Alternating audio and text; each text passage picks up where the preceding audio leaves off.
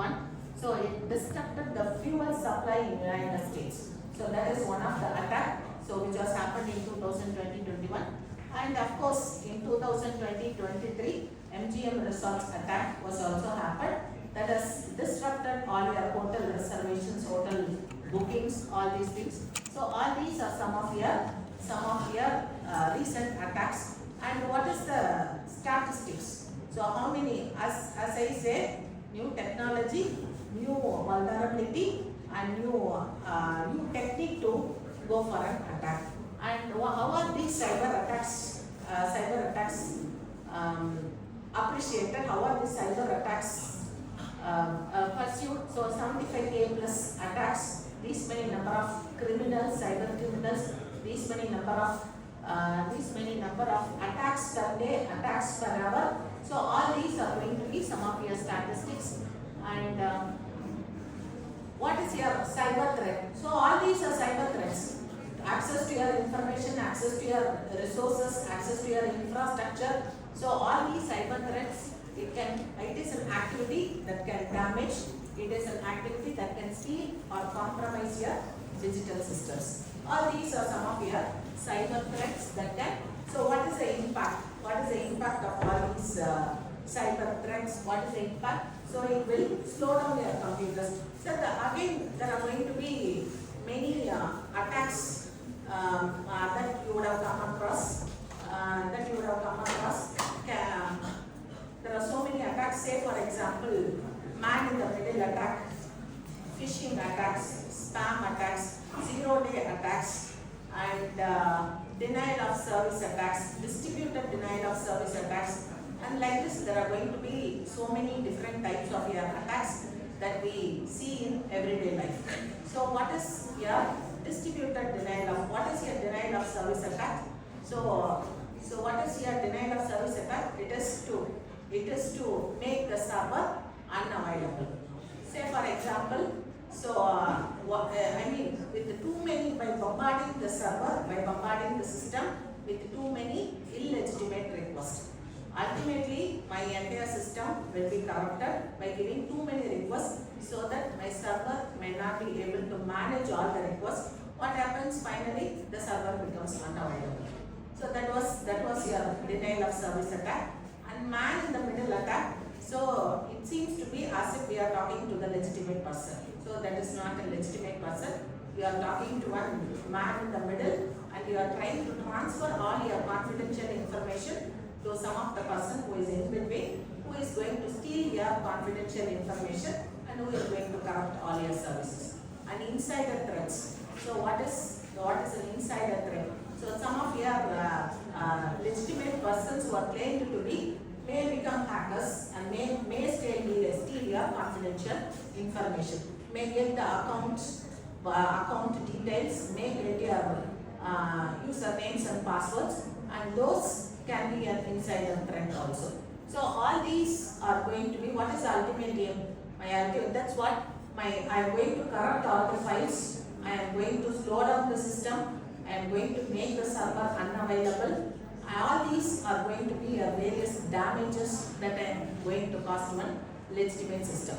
Making the server unavailable is also a threat. Making the server unavailable, making your system unavailable is also an attack. So all these by compromising your passwords. And there are so many case studies that why Gmail is so secure, why Yahoo. There was an attempt that has happened some 10 years back, that all the passwords of the legitimate users, all the passwords of your Yahoo users were compromised and were revealed.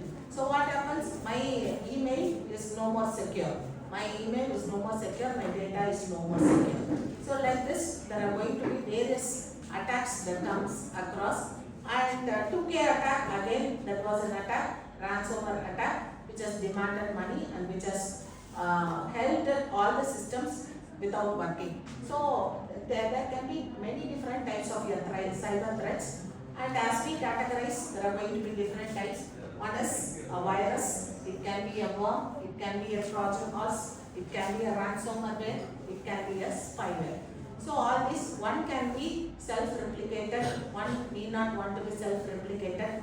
and one can be a Trojan horse. So disguising or remaining as a legitimate entity, but that is not going to be a legitimate entity, that is a Trojan horse, and it can be a spyware or it can be a ransomware. What is this? All these are different forms of a malware. One can be self-replicating, one requires a host, one does not require a host, but still all are going to damage your system, all are going to steal all your information.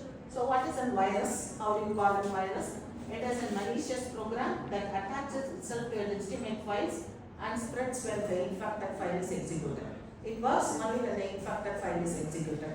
And of course we have got so many antiviruses. So there are going to be different pattern matching algorithms, how this antiviruses works and why this. And Avast, an antivirus, is also one company which has faced many number of cyber attacks. And Kaspersky, the most famous cyber attacker or cyber attacker, is also from Kaspersky. So there are so many stories with all your cyber suits and cyber tools and cyber attackers, all these things. And worm is going to be a self-replicating, which does not require a host. And Trojan horse, as I told, is disguised. This disguised as a legitimate person. And it can be a ransomware. It is an encrypted file which requests money from the users, and also it can be a spyware that secretly monitor. I do not know whether this spyware is there in my system or not. So all these spywares will be remaining, all these spywares will be secretly watching, secretly monitoring all these activities, reporting all these activities, stealing your information. So there are going to be different combinations of all your cyber threats.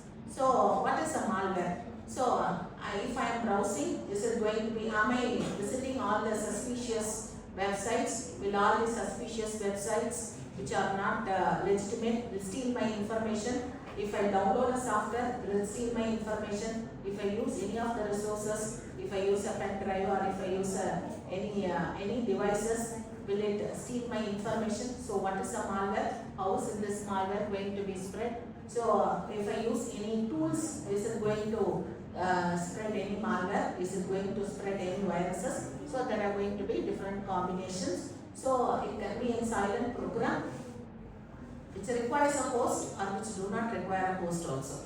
So anything, there are going to be different scenarios. The Google Chrome browser can be a malware. Why not? Yes, if it is compromised, then it should steal your information. And what is your software that locks your files and demands for your money? Therefore, there are going to be different attacks, different tools, different scenarios, how these cyber attacks can work. So, what is a malware? So, it is intentionally designed to damage your system. So, a malware is a malicious software. So, it is a malicious software. It is intentionally designed to damage, disrupt, steal or gain unauthorized access to your computer system. So that is going to be a malware. So what are the characteristics of malware? So of course, malicious software to steal all your informations, to compromise all your accounts, to steal all your data. It can spread from one device to another device, may operate without the user's knowledge. So I do not know I have installed a malware. I do not know that malware is in my system, installed in my system, but it steals all my information. It steals all your confidential information. It will damage all your files. It will monitor your entire system. It will monitor all your entire data, and it will disrupt your system information. So I do not know if the box, whether it contains a digital bomb or a physical bomb, whatever it is. So I do not know. I install this software, I install this particular, I go for accessing to this particular device, but this program or your software is installed on your system which is looking for your personal information. So what are the common targets? So how is this malware? Why not your computer? Why not your phones? Why not your email accounts? All are going to be compromised. So it can compromise your personal computers, it can compromise your smartphones, it can compromise your server, and it can corporate networks, IoT devices, IoT security. That's what any new technology comes with that security. When I say quantum computing, when I say quantum technology, I should also talk about quantum security. When I say cloud latest technology, I should talk about cloud security. IoT systems, green IoT, GIoT or your federated learning, I should also talk about your security in all the systems. Because security is going to be a very important requirement of all the devices. So malware, it is created to harm the systems, steal their information, provide access to the others with their unauthorized access. So how this malware can enter into your system? How is this entering into your systems? With your email attachments. So it can come across your fake software downloads. So I am forced to do this attachment. I got an attachment from a close friend. Maybe why not this email be a spoofed email? Why not this? But it comes to my legitimate inbox. But this comes with an attachment. My bank has sent this attachment to download this software and use this latest software, and I can get a malware as an attachment, email attachment. I can go for USB devices. I can go for malicious websites when viewing all your malicious website, software vulnerabilities and all your mobile applications. So how is this malware executed? So it is downloaded, the file is executed, the malware gets installed on your system is infected and the data is stolen. So like this, how is this life cycle going to be? So what are the processes? So I can have an contact book, updated address book which can be compromised. I can have a spam configuration email addresses. I can have my cookies stored, updated cookies, login passwords, everything can be accessed. So I give access to my entire system, and this attacker is taking control of my entire system, my entire accounts. So once this malicious software is entering into my system, I give access to all my accounts, I give access to all the cookies, all these things, and this is going to collect all your credential informations. So how do you compare? What is the difference between is all going to be self-replicated, is all going to steal your information? What is the difference? So virus user action is required. Yes, I have to install this particular virus. Without an installation, I cannot do. Is it self-spreading? No, this is not self-spreading. This is to corrupt your files. And the example for this virus, of course, you know, malicious virus. And once it does not require user action. So it does not require user action. It is self-spreading. And then the worms are going to spread very fast.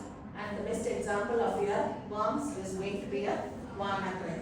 And Trojans disguising as a legitimate person.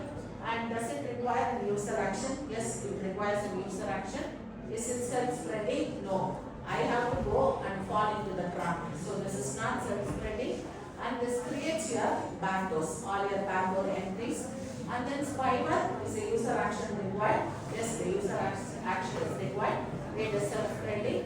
And it is like this. I can have different versions of my malwares, ransomware, botnets, all these things.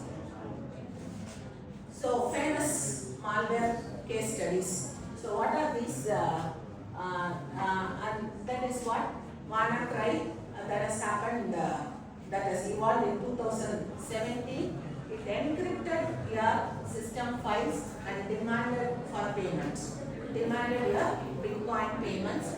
It affected hospitals, it affected businesses, it affected all your government organization. Everything went everything was put on hold, and the hackers demanded money for giving this access. And how this WannaCry chain gets operated. How this WannaCry chain gets operated. So initial endpoint is compromised, exploits unpatched vulnerabilities. All these vulnerabilities were given, and then it is spread. It is self-spreading. So it rapid internal propagation, and it halted all the business operations, and it requested for money from the users. So all these are going to be this WannaCry chain operations, and next one is going to be a Stuxnet. So Stuxnet was here which affected Iran uranium enrichment centrifuges in Iran. So that was an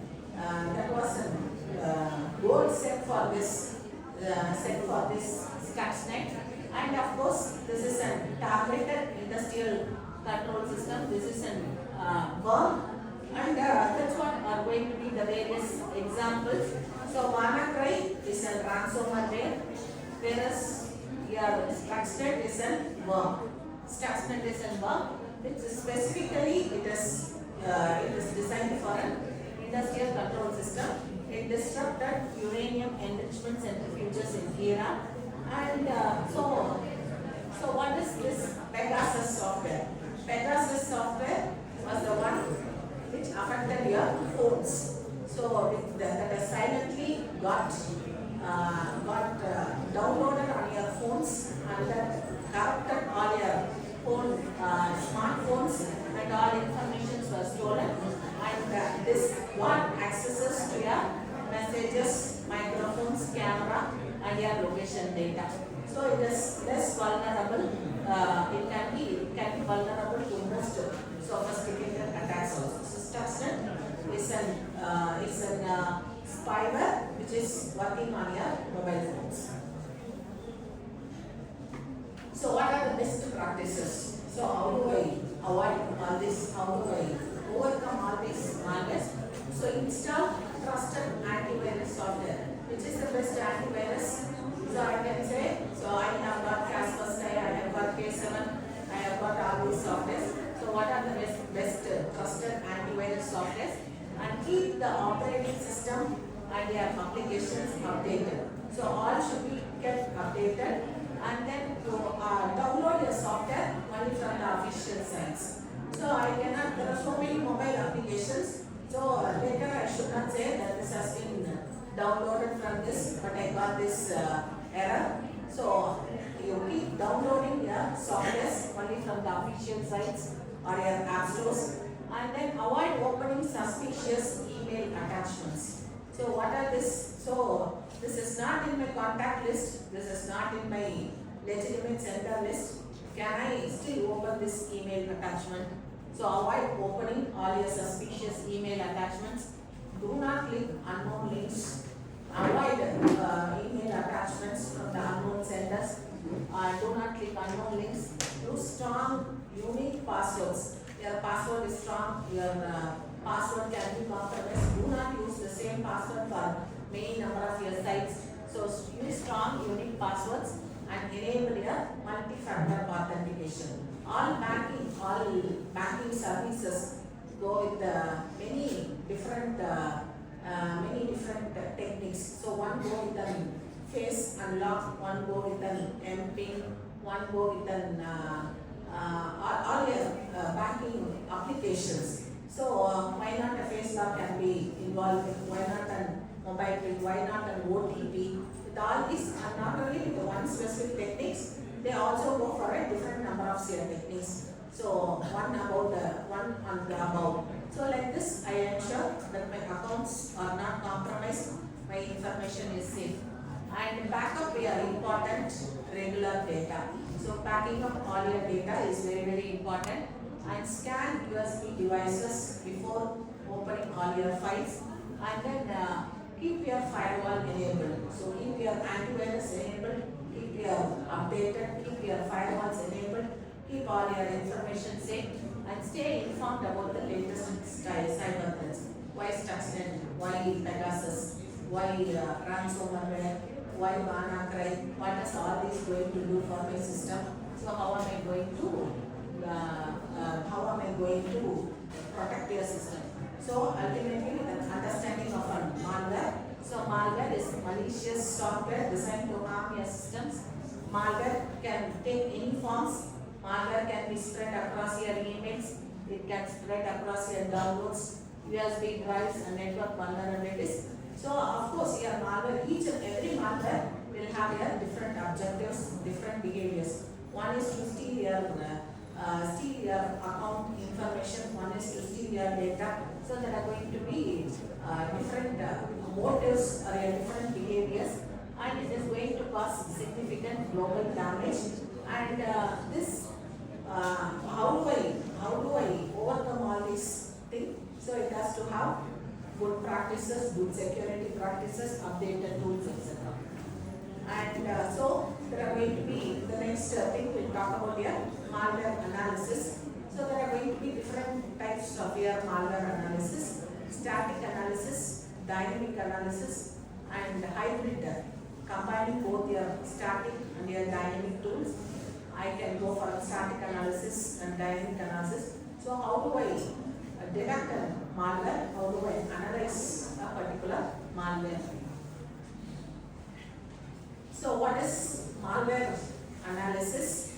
Malware analysis is a process of examining a malicious software to understand how it works, what it does, how it stops, how it gets spread.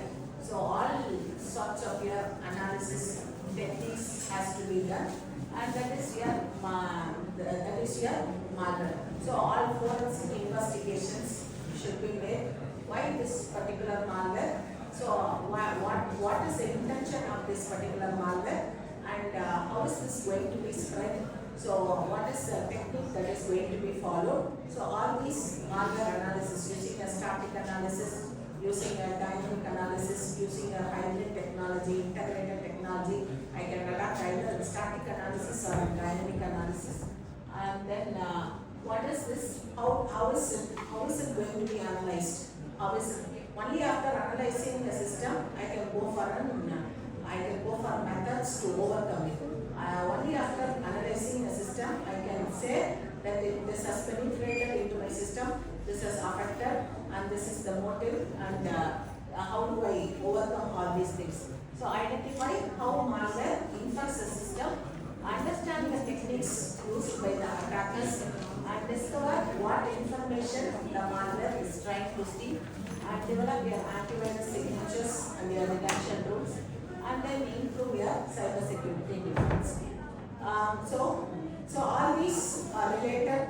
So when there is a crime, I have to analyze all these things. So I take all footages, all CCTV footages, all sorts of your evidences, collect evidences, and then I will analyze, and then I will ensure that this attack is happened or not. So because every day new variants are coming out, every day new variants, every day new attacks, new threats are coming out, and it is to overcome all your cyber threats that has been occurring. And so what is your malware analysis process? So I collect, once my system is affected, once there is a suspicious file that has been detected, I have to collect the malware sample, I have to perform a static analysis, or I have to perform a dynamic analysis. I have to go for network and my memory behavior. I should identify the malware family.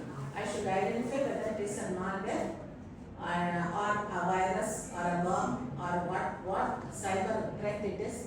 And I will generate your detection rules, and I have to update all my security system. After a detailed analysis, I have to go for all these things that has to be done for the malware analysis.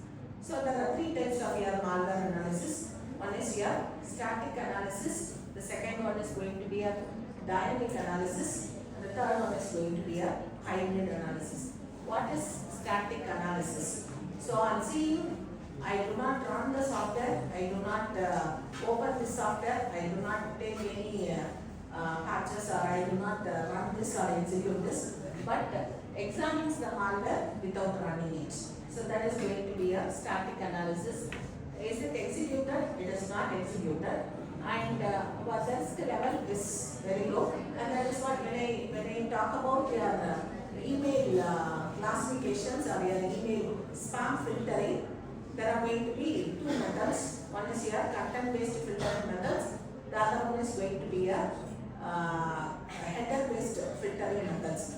So the first step that an email service provider will do based on your email classification is, instead of applying all your content filtering methods, I go for analyzing the headers. So when I go for analyzing the headers, my DKIM information, all my center information should be legitimate. So for example, if my DKIM for the legitimate emails, it will be pass. If it is for a spam email or phishing email, that will be going to fail. DKIM, domain keys identified mails. And if it is going to be a suspicious mail, this will tell that this value is going to be neutral. So why this neutral? Can I put this in legitimate or can I put this in a spam? So I have to do all this analysis, and then I can go for a dynamic analysis. It executes the malware in a controlled environment. So that's what I can talk about. Independent variable, I can talk about dependent variable, and I can also go for a controlled variable. So this is a controlled environment. So I have to work with this, I have to do this execution, I have to analyze whether it is a malware or worm or a virus. So what is this? Is that all this dynamic analysis is going to execute this particular file, and that too in a controlled environment. So the risk level is going to be very medium, and it study your runtime actions. What is the impact? I am going to execute this file. So what is the impact? What is your action? And then hybrid analysis, that is going to be an integrated approach. I combine all my static and my dynamic methods, and it can be, depending upon the scenario, it can be executed, it can be executed partially. And what is the risk level? It can be your low or your medium, and achieve a more comprehensive understanding of your malware. So these are all going to be the types of your malware analysis. So I can without opening, without see this attachment. That's what an APK file has to be verified. An APK file can be a malware. A .exe file can be a malware. I did not want to open this file. But when it seems to be in a forensic toolkit, when it seems to be this file type, which is not going to be claimed to be a legitimate file, which is claimed to be, if it is a document or a PDF file, then there is going to be a suspicious file where I have to run this dynamic analysis. And hybrid analysis, I have to analyze, I have to see, and then I have to carefully analyze and then complete investigations. And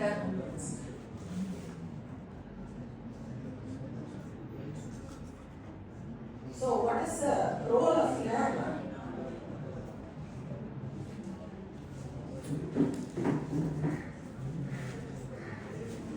how is this?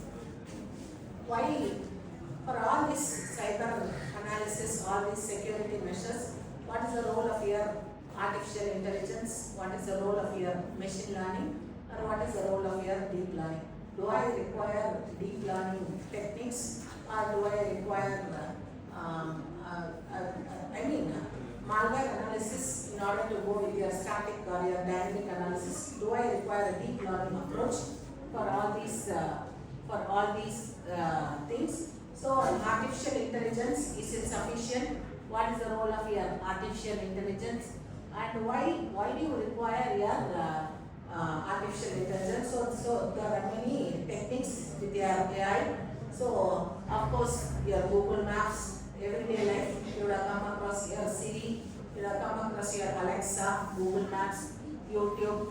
All these has got their own functionalities. And why this artificial intelligence and why machine learning? What is the role of your machine learning? So what is, with all your deep learning approaches, with all your neurons, with all your complicated networks, will this suffice your cybersecurity analysis? Will this go for your cybersecurity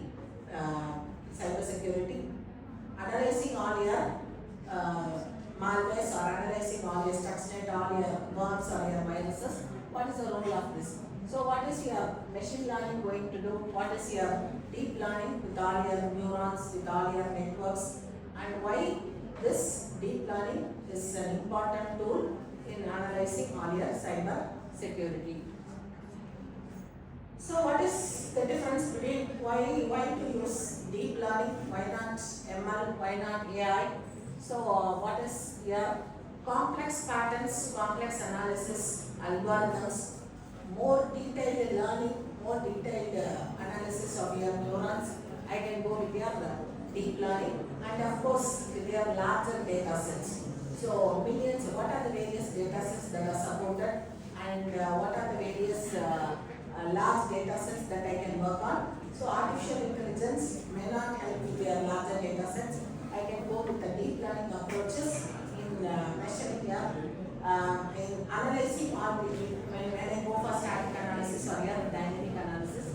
And of course all these recent vulnerabilities, recent attacks are all going to be identified using your data deep learning approaches.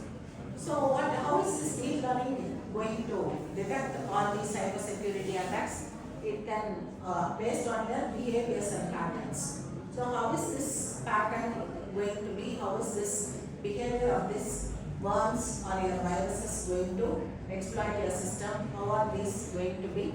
And so even if I have not seen this malware before, or even I have not seen this execution before, but I can work on this particular deep learning approaches with all the newer technologies. Even if I have not worked on this suspicious files or your behavior patterns, your deep learning approaches will help to identify your malicious softwares, will help to identify your malwares.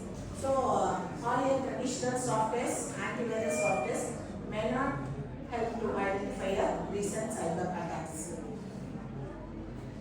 So what is the difference between your traditional detection methods and your deep learning detection? So even if the malware is unknown, even if it is a new worm or a new virus, my deep learning approach will help me to analyze this, and I will have all my antivirus softwares works only with your pattern detection, works only with your analyzing all your signatures, all your known patterns. If I have here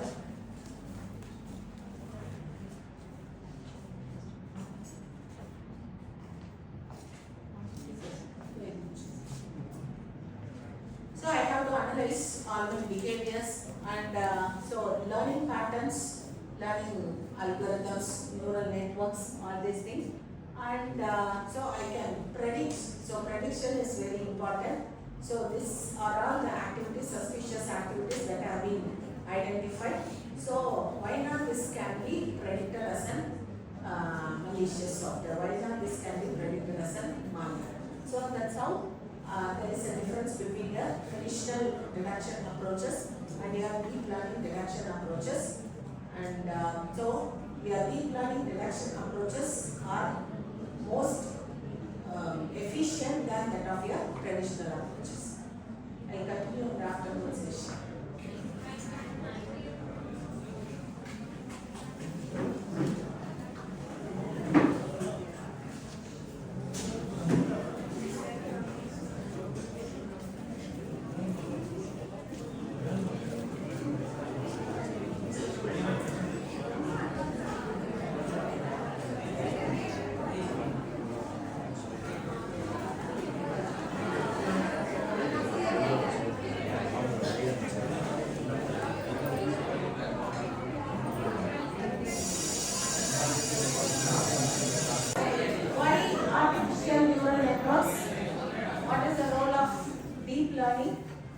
Why deep learning for this identification of malware or spyware?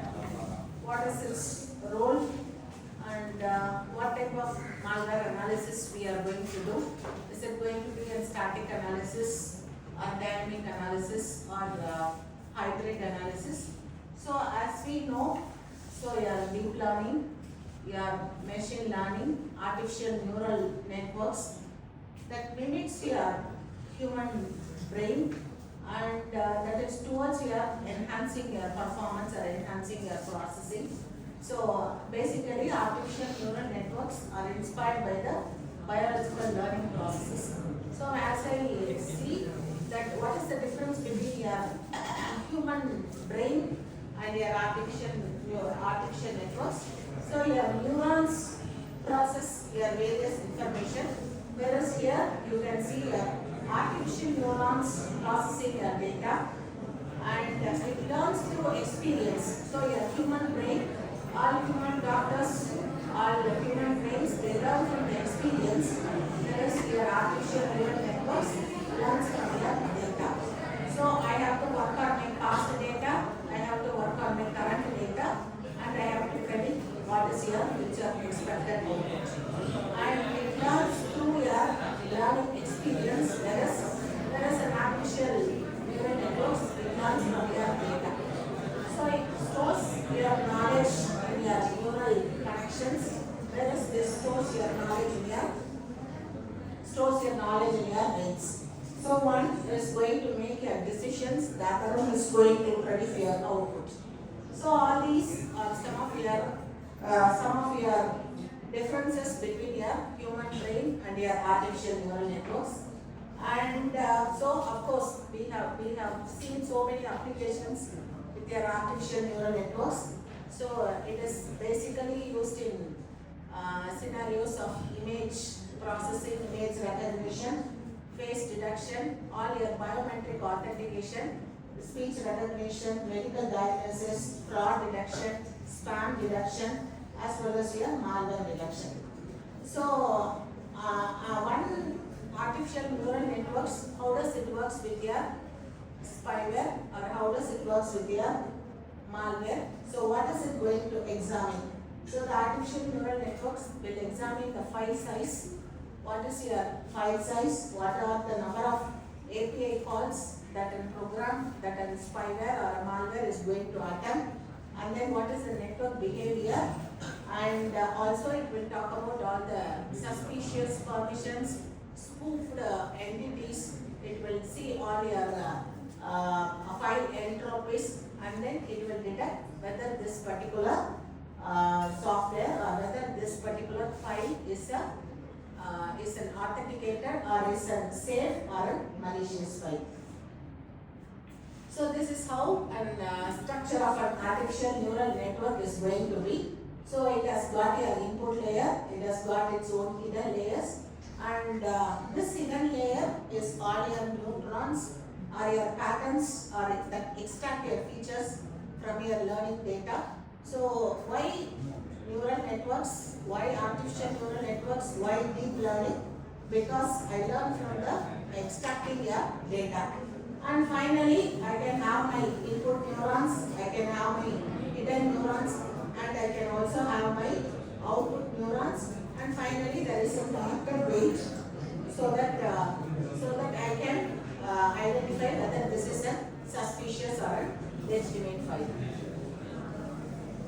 So what are the input layer? What is your input data that is going to be contained? So I can have my file size, I can have all my API calls, I can have my input as your CPU usage, all your memory usage. For example, if it is going to be a suspicious files, my API calls are not going to be legitimate. My memory usage is also going to be very high, so that a legitimate file may not have this memory usage, and only a suspicious files which is looking for your compromised data will consume more memory usage or more CPU usage. And of course, as you know, neural networks will have all your hidden layers for your processing. And finally, my output layer, my output network output layer should predict whether this is going to be a safe or a malicious file. So this is going to be a structure of your artificial neural network. So what is the input layer going to contain? This can contain all your API calls, this can contain your file size, this can contain your network activities, and the hidden layer, it is going to process all your extracted input data, and this output layer is going to give you the final prediction. So this is the structure of a artificial neural network. And when I say I'm talking of an artificial neural networks, I should have the basic elements. I should have the input output element. I should have the weight. I should have the bias. I should have an activation function. How this is going to be activated, what activation function it is going to be, and how this API calls or your file usage or your memory usage or your CPU usage. Based on all these input parameters, I have to predict whether my expected file or expected input software is going to be malicious or legitimate. So what is weight? What is this factor? How is this factor going to contribute for you? So this particular thing, as we saw, what is the importance of this particular input? So is it going to consume more memory usage? Is this going to consume more API calls, or is it going to have more file usage? So what is this? So it can be whether it is, how is it going to contribute, and so is it going to contribute more influencing factor or a lesser influence factor? How does it play an important role in predicting your expected output? So that is, and what is your bias? Bias is your decision boundary. So 50% is my boundary. So more than 50, I fix a threshold. So greater than or equal to 50%. Lesser than 50%. So I classify one as a spam, I classify as a non-spam, and 80% of your, and that's what is the input. So is it going to contain 80% of your training data or 20% of your test data? Is my data set going to be a balanced data set? All these are going to be a decision boundary. So how does an artificial neural network learn? So I receive my training data, I make a prediction, I receive my training data, I process all my neurons, I process with an activation function, etc. And then I will check whether this is going to be adjusting the weights and predicting the expected output. So I have to repeat this process until this prediction is improved. Until I say this is going to be a spam email, until I predict that this is a legitimate email, I keep on doing all these predictions, and that's what. How is this imbalanced data set? How is this balanced data set going to be? How is this training going to happen? Say for example, an apple has to be identified as apple with all your balanced data sets of apple and orange. So how much amount of your data with your apple? How much amount of your data with your orange? And how do you work on this neural networks? How do you work on this? And then I will find out. And so how is this artificial neural network connected to a malware detection? So I have to, what are the extracted features? As we know, the extracted features are going to be file size. The extracted features can be API calls. The extracted features can be imported libraries, and it can have your registry changes. It can have your network connection, it can have your input as your CPU usage, and then with all my training I have to ensure that this neural network is going to be, this artificial neural network is going to predict whether this particular file or your software is going to be an safer file or an illegitimate file. And why ANN is better? I claim ANN is better, artificial neural network is better, because your traditional, what is the difference between your traditional softwares and your artificial neural networks? One learns from your patterns, one learns from your signatures, one learns from your data, one detects unknown malwares, it can identify unknown malwares, one is going to detect only your own malwares, and it requires, your artificial neural networks do not require all manual updates, whereas your traditional antiviruses will look for your frequent updates. One is rule driven, one is all your traditional algorithms, traditional methods, all these are going to be a rule based methods, whereas the other one is going to be a data driven methods. So data driven methods are more are more spontaneous data-driven methods. You can have more knowledge with your data-driven methods. And some of your artificial neural networks based on your artificial neurons, what are the weight functions, what are the bias functions, how are these going to be. So one is going to which network or which layer is going to give you the input, and what functionality, what activation function you are going to make, and what you are going to predict. So it can receive your signals, whereas the other one receives your data, and then I have got a prediction. I will get control strength, and with all these bias, with all these big controls, I can find out what is this mathematical foundation of your neuron. So I have got all my big functions. I have got all my input parameters, and then I will have my activation function. What is the role of your bias? What is your activation function? What is your threshold? And what is your expected output? So as we know, so this is how this is being processed. So all your input parameters such as your file size, API calls, your CPU usage, etc. So I classify all my input layers, input attributes or your parameters as x1, x2, x3, and what is your weights? So higher weights. So this is going to contribute to my higher weights, and this is going to contribute to my lesser weight. So when I say I have to identify a phishing website or phishing website or phishing email, so I will see what all are going to be the parameters. So for example, is it going to have a website with a URL or symbol, or is it going to have an email with an address of reply to, which is not going to be from the internet center. So like this, I will have different parameters. To be identified whether this is going to be a phishing email or a phishing website. So all these weights represents your feature importance, and what is your activation function.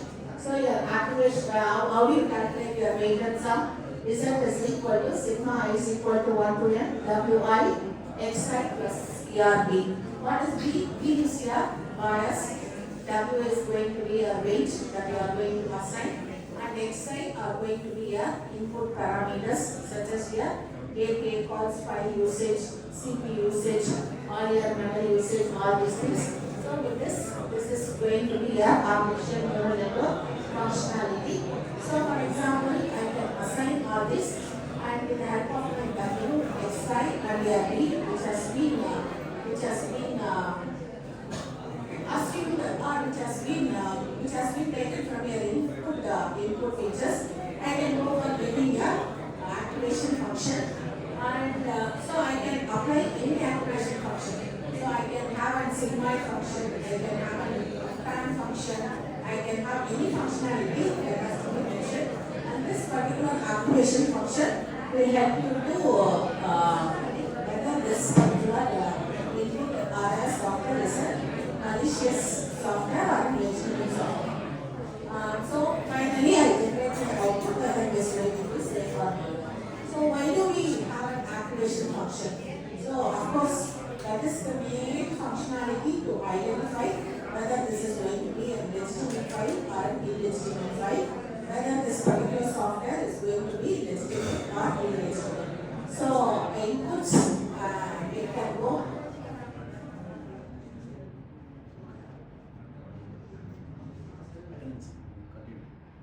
Input can be your file entropy, it can be your registry modifications, it can be your API call frequency.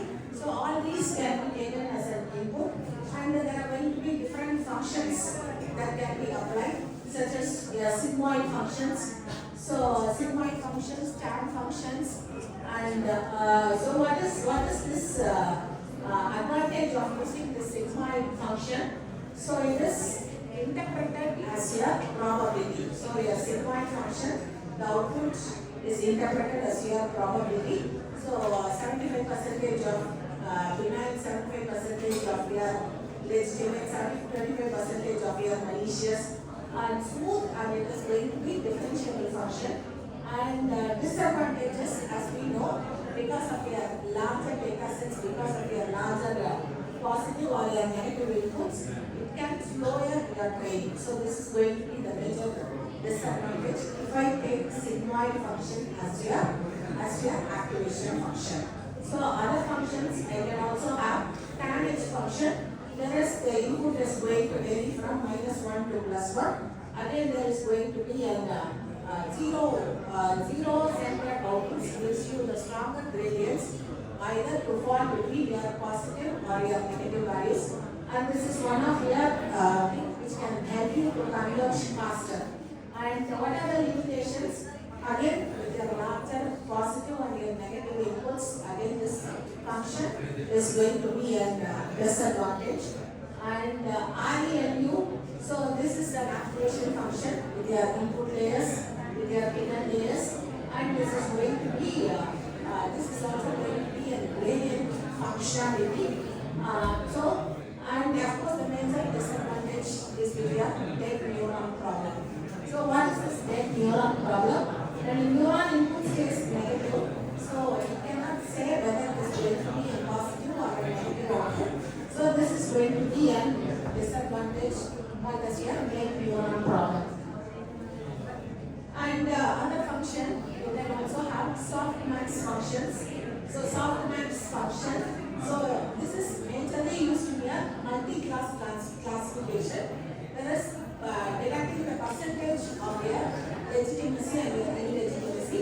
So I can have your softmax function towards your various so the model with the highest probability. So 75% of your 75% of your illegitimate. So that is going to contribute towards your output function. And so I can have my forward propagation. Since I talk about my artificial neural networks, I can have some forward propagation, I can have some backward propagation. If it is a forward propagation, I should move from my input towards your hidden layers, driving towards your output. Whereas it is going to be same as that of your supervised and your unsupervised learning. Similarly, as with your clustering and your classification algorithms. So if it is going to be a predefined output, then I can have it as a classification algorithm. If there is no predefined or targeted output, I can go in a clustering algorithm. So I can have either either forward propagation or a negative propagation. And as we saw, you can also have some activation functions with respect to your weight matrix, with respect to your bias vector. And since it is a forward propagation, I should get the activations from the previous layers. So the weightage from the previous layers also should be considered. And when I say this predictions, when I say this activation functions, weight functions, bias functions, there is also an impact with your loss functions. So what is your loss function? How is it going to contribute? So is it going to affect the prediction accuracy, or is it going to contribute towards your speed of your detection? So what is your loss function? So how much is your accuracy? How well you can go with the loss function in order to measuring the expected accurate prediction models. And when I talk about your loss functions, I can have other functionalities such as your mean square error or your regression algorithms. And it can be, regression algorithms can be suitable with your binary classification as well as your multi-class functions. And they can also have your entropy functions, multi-class aggregation functions. And then towards all your observed values, towards your predicted values, weighted functions, bias, etc. Whether it is going to be the difference between your expected and your predicted value. What is your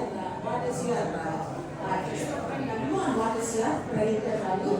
And then all these, any of your activation functions. So I can either use tan function, I can use sigmoid function, I can use weighted function, and and ultimately I have to go with the probability of detection accuracy. What is going to be your detected expected output, predicted output, and how does it match? So for example, 0.775, I classify this as my dog. 0.116 shows that this particular animal is a cat. And then 0.039 is a detection accuracy of classifying the animal as a horse or a cheetah. Or like this, I can have all my activation functions and algorithms. And as we know, we also talk about your gradient descent and your back propagation methods. So gradient detection and your back propagation methods, it has to compare the weights between your old activation function and your new activation function. Weight of your old and your weight of your new activation functions, and that should also compare with the learning rate. I should also talk about your loss functions. And ultimately, all these artificial networks, how is this computed, how is this going to be numerical computation that you are going to make. So I can use what is the better numerical computation using a matrix representation. So I can represent it using my matrix, input matrix, weighted matrix, bias, as well as your activation matrix. So this is how I go with my activation functions with your input layer, hidden layers, activation function, and your prediction model. So this is a simple computation method of talking about your matrix representation towards your malware prediction. And some of your practical analysis tools or your malware analysis tools or your why are these malware analysis tools? What is the requirement? So what is this? I hide my data, I hide this code, I hide this encrypted content, I encrypt the contents, change the behavior to avoid your detections and all your suspicious files, everything. And then so all these suspicious files are going to be detected in a controlled manner. So I can go with a computation with your file structure or your program behavior or your running process or your memory activity and indicators of compromise. So why all these malware tools? What is the functionality of all these malware tools? It detects your malicious software, it understands your malware behavior, and it protects your sensitive organizational data. It supports your digital forensic investigation. It improves your antivirus and threat detection system. And in order to reduce the impact of your cyber attacks, I make use of all these malware analysis tools. So, what are the types of your malware analysis tools? So, I can depend on your file types. I can depend on your file size. I can go with your compilation details. I can also go with the imported functions, metadata, file properties, temporal strings, digital signatures, all these things, readable text strings. So all these can be done. And as we know, there are going to be different malware analysis tools. There are three types of your malware analysis tools: static, dynamic, and your hybrid. So what is your static analysis tool?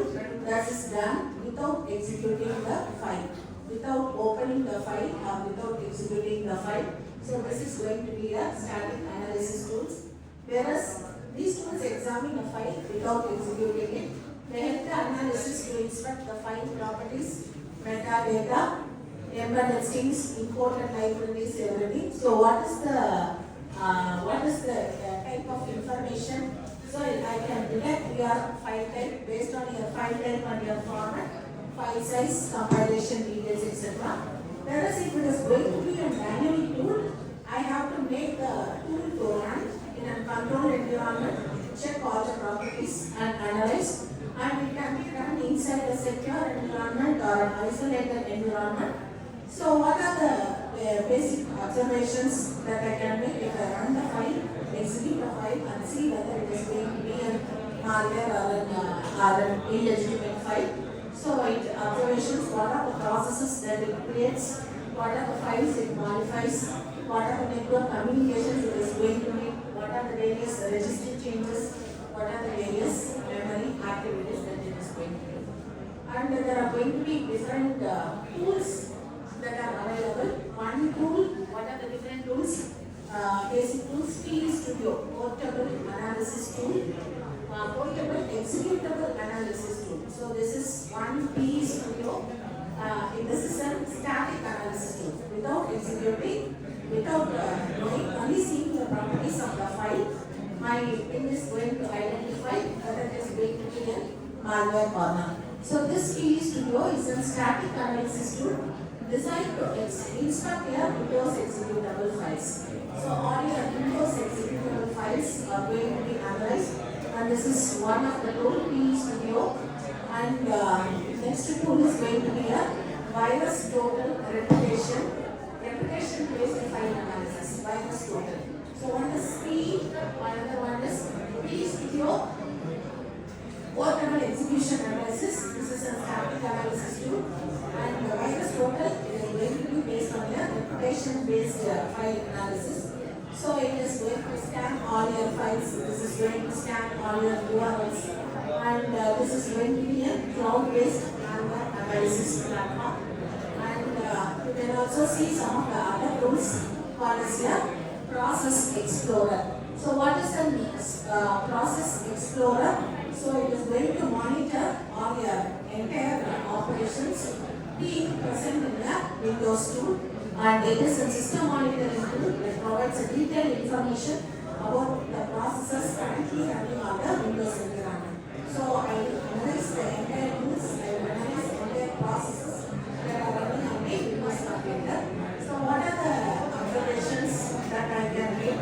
I can go for an information display using the running process, parent-child process relationships, CPU usage, memory usage, all your DLLs, digital signature information, and this is all going to be a Process Explorer. And of course, I have got the other tools called as your Process Monitor. So virus loading, Process Explorer, Process Monitor are some of the tools. So what is this Process Monitor going to do? So it records all your system events that are generated by the applications. How is the system going to interact with your operating system? So what is your operating system? How is your system going to interact with your operating system? So since I am going to interact with your operating system, what are the things that are going to be observed? So I will go with your file operations, I will go with your registered activity, threat activity, vehicle loading, but some of your activities that are observed. And this is going to be a most common tool what you would have appreciated. Wireshark. Wireshark is going to be a network traffic analysis tool. So what is the information that is going to be in this network protocol analyzer tool? And so what are you going to analyze? I am going to analyze all my network packets. I am going to analyze all my source and my destination IP addresses, all messages, all protocols, all communication sessions, all your traffic. What is the inflow, what is the outflow of your data, how are you going to analyze your entire thing? And this is one of your network analysis tool, network reduction tool, network traffic analysis tool. This is one of your tool of your identification of your malware, Wireshark. And there are other tools such as your Vellore, R. So Vellore is reverse engineering, and this is formulated by US Security, National Security Agency. So what are the capabilities of this particular tool? There are going to be different capabilities. This is a summary. I can also talk about my compiled code use. I can talk about my function analysis. I can analyze all my cross references. I can also go with my string analysis. So these are all some of your features of this particular tool, data, which is going to be based on the reverse engineering. So reverse engineering, it is to study the internal structure of your your compiled software. So one is going to talk about your operating system, another is your operating system executions, one is going to talk about your compiled structures, another is going to analyze your files, another is going to analyze your processes. Like this, there are going to be different types of your softwares that are available. And the last tool is going to be your ERA. So what is this? Is a pattern matching language widely used to identify the malware based on your known characteristics. So what are the various actions that the ERA can make? So it can detect your similar malware families, it can automate your malware classification, it can improve your threat hunting, and also it can support all your incident response. So this is one of your tool. And what are the data sets that are applicable? So what are the why data sets? Which data sets my detection model, my artificial neural networks are what data set models are available to work on all these deep learning algorithms or your artificial neural networks algorithms. There are going to be different data sets, malware, ML based malware data sets. But what is the main challenge of all these data sets are? As usual, as all the data sets suffer from the class imbalance, the imbalance between your training data set and your tested data sets. So the same thing, learning accuracy, concept drift, and so what towards your imbalance data set and towards your because of the imbalance data set, there may be a concept drift and learning accuracy. So there are going to be different data sets that are available. One among this is your ember data set. So it is an end-to-end malware benchmark for your research. If you are working on your malware analysis, you can go with all your data sets which are available. Ember data set, and so all these Windows portable executable files and all binary files which are extracted. So this will have all samples of your benign, malicious, and your labeled samples. And this is a tool which is helpful for your static analysis tool. So as we know, all your malware analysis tools can be static, dynamic, or your hybrid.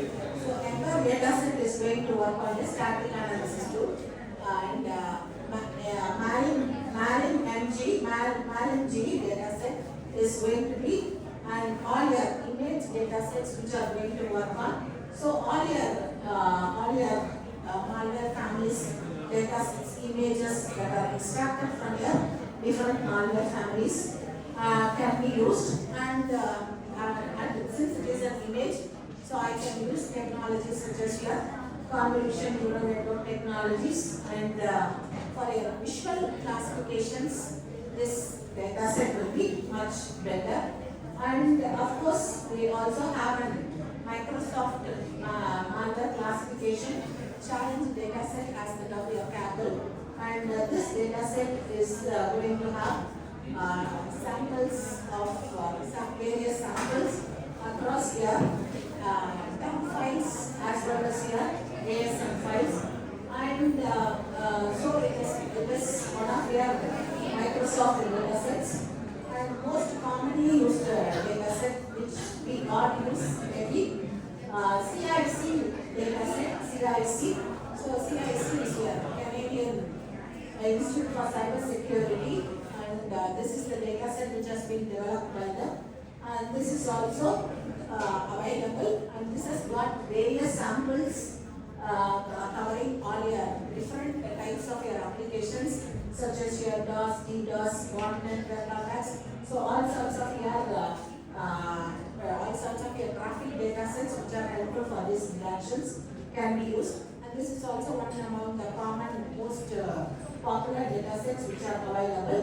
And of course, in addition with your CIC data set 2017, we have got different versions such as 2018, and this particular CIC 2018 is mostly towards your AWS. So simulated with your AWS, all these data sets will help you, and so this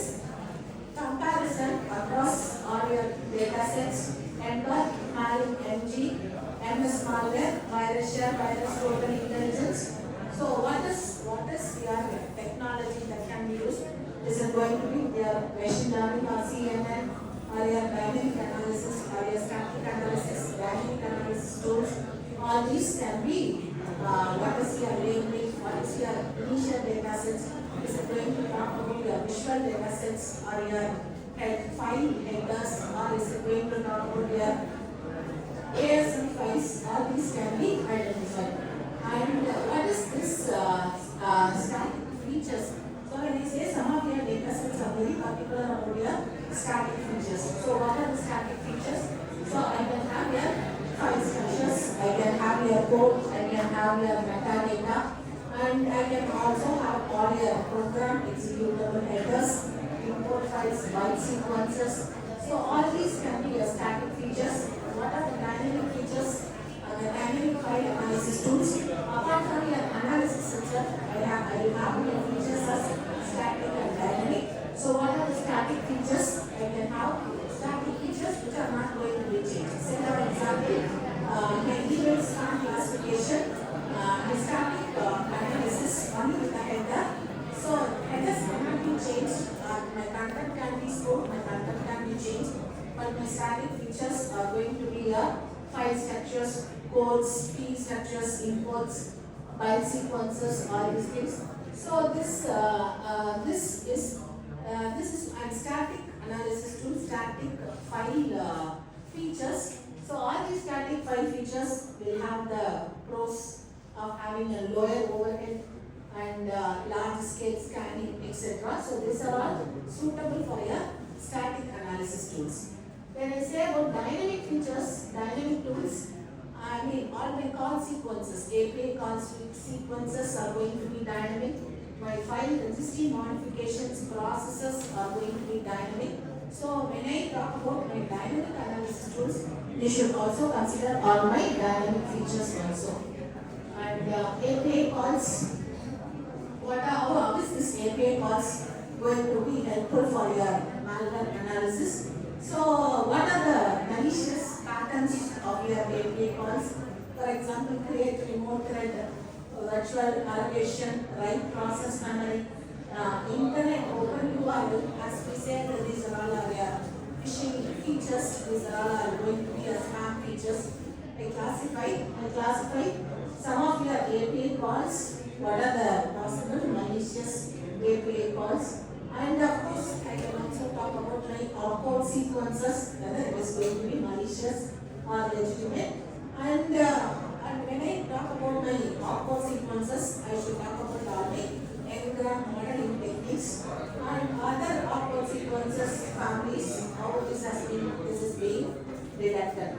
So this is effective since all these are going to be a static features. This is effective with your static analysis tools. And header features, all these are going to be from your executable files, portable executable file formats, and this can be used both in your static as well as in your dynamic analysis tools. And when I talk about your header features, I can have all my table attributes, export table, section headers, timestamp, file sizes, etc. So all these are going to be some of your parameters, some of your attributes for having this header features. So how do I conclude what are the suspicious signals? So some can be mismatched times stamps and altered headers, missing headers, or some of your suspicious file headers. And of course, entropy is one of your dynamic analysis parameters. So what is your missing order or your disorder of all your file distribution functions? So across your whole file, how is this entropy going to be calculated and what parameter this is going to be contributed? So this is fast, simple, heuristic, and but it suffers from your false positives. So some of your real world scenarios. So this is a target data breach that has happened in 2013. So So what is this target breach? So it has been via your third-party vendors as Google support with your Google supply chain attack. So this is also one of your targeted data breach that has been formed in 2013. So malware is installed on your system, identified system. And what is the attack that has been made? So 40 million credit or your debit card numbers are stolen. So this was one of the attack that has been formed. So what is this third-party vendor access? Third-party supply chain. Third-party vendor access has to be restricted, and this has to be very seriously monitored. And this was a target breach attack. And other breach attacks also with the Sony Pictures hack that happened in 2014, and across the top 10 countries which has gotten topmost cyber security breach or topmost cyber security feature. There are mainly top 10 countries, and among these top 10 countries, China is going to be the most affected breach target, as well as this is what is stronger security features also. So this is one of your Sony Pictures hack that has been done in North Korea. So what is this? This is with respect to your film that was released, the interview. So underage students, and it is destructive, and this is an attack done in 2014. And another one attack which has happened in 2012. This is Aramco attack. So when I say Aramco attack, that is happened in Saudi Arabia. So this is an 30,000 Aramco workstations has been identified, has been destroyed.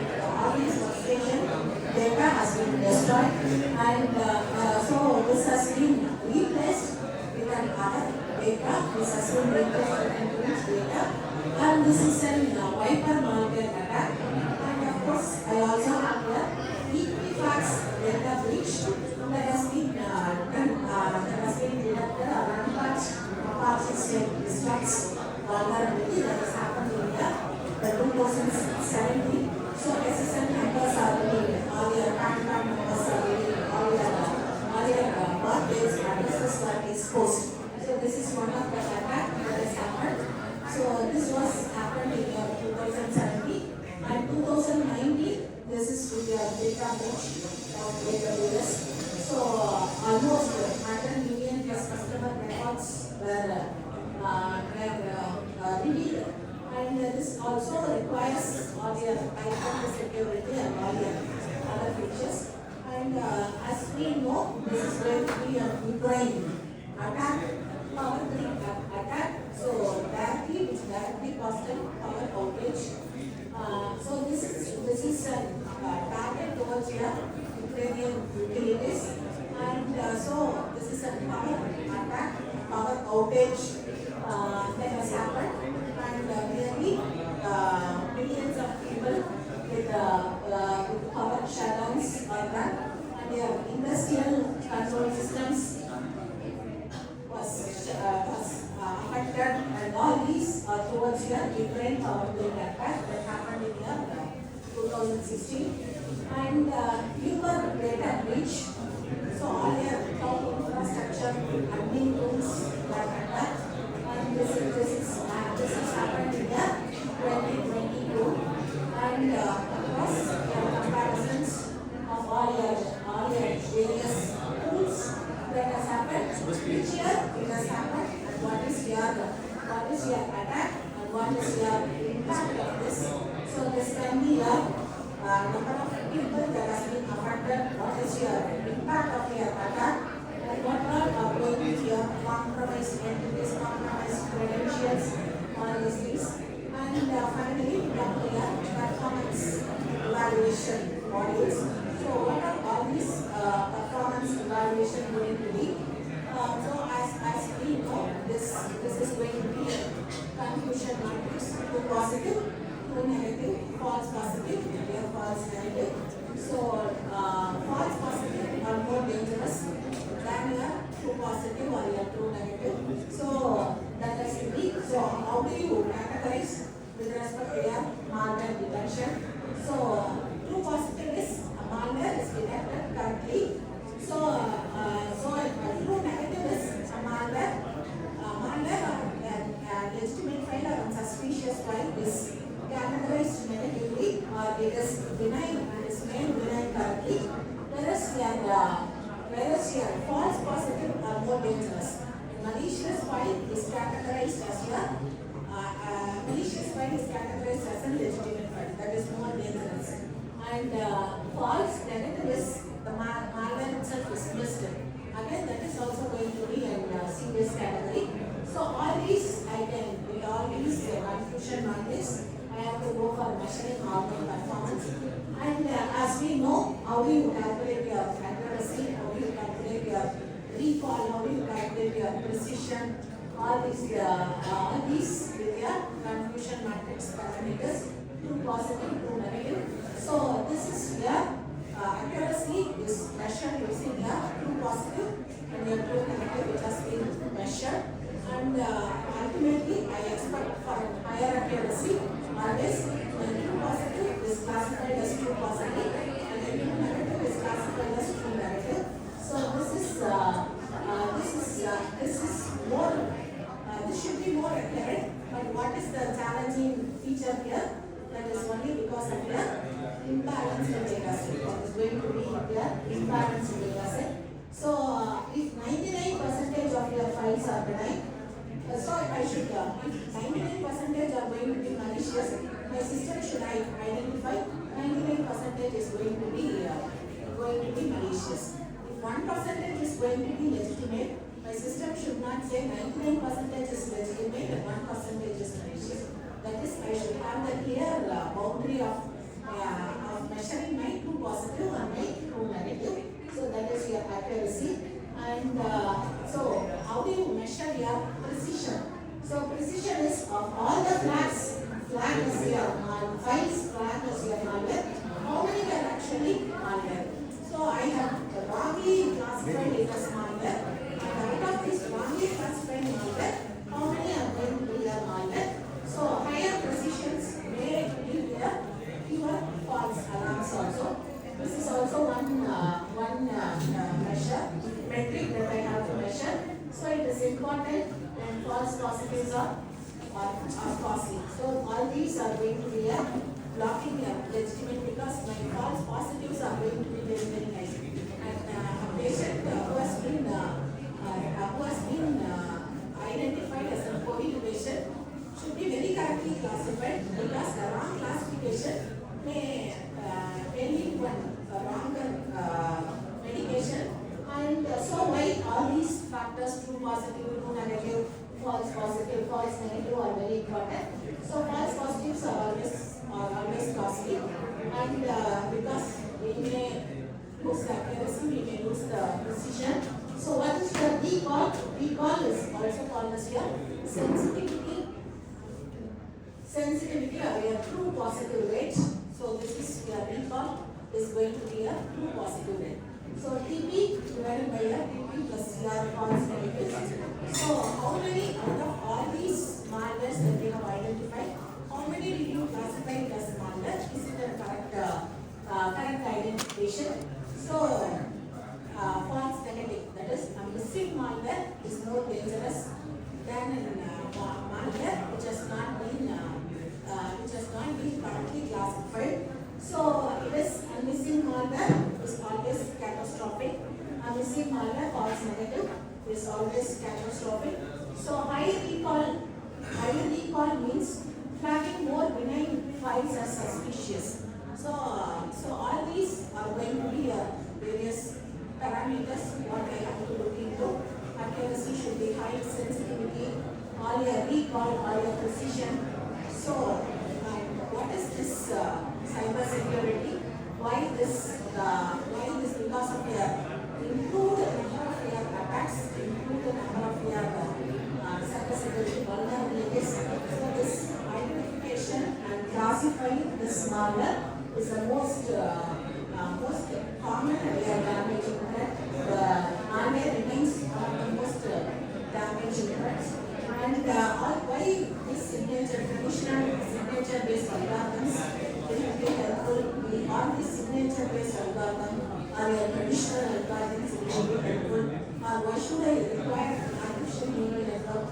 Do I require a deep neural network or deep learning network in order to identify whether this is going to be a malicious or whether it is going to be a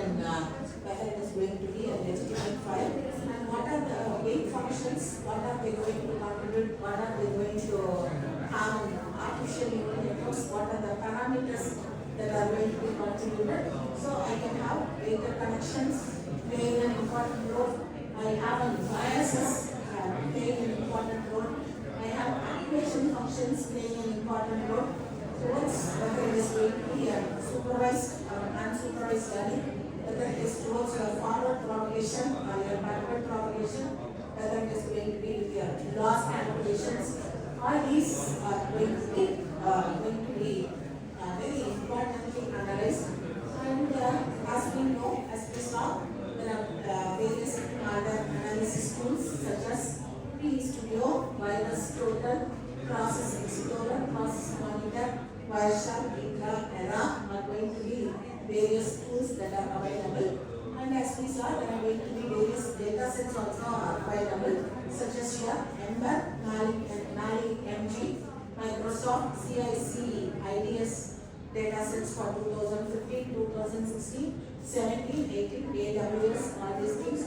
And we saw some of your real-world breach attacks that has happened, such as your Sony hack or your Equifax, all these things.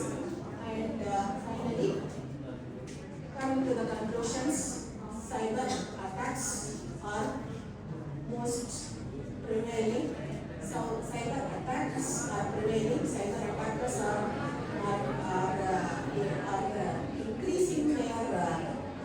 increasing their capabilities to make more of your cyber attacks. And so in order to identify all these attacks, all these things, I can use most important tools such as aggregated with your deep learning, artificial neural network algorithms. So all these are going to be important features that are to be considered in identifying or rectifying all the security breaches. So all AI-based detections, AI-based algorithms, and all these softwares, all these has to be updated. It should be retrained, it should be validated against all your emerging threat attacks. And as I told, the cybersecurity is an evolving field, and so all your tools, all your data sets can be analyzed, and all these can be declared point of interest. So some of your references for your breach case studies, such as your threats that occurred in 2013 to 14, and US Senate committee that has been targeted data breach in 2017, and FBI in 2014, Symantec security response in 2012, and US Government Accountability Office attack data protection attacks, Equifax and other federal agencies 2017, US Department of Justice that has happened in 2017, and RACOS in 2017, and all these Uber attacks that has happened in 2022, and all these are some of your references, and some of your references for your data sets and your tool. There are going to be different data sets, Ember, and it can be your Malin MG, and it can be your Big 2015, and it can be your CIC IDS 2017,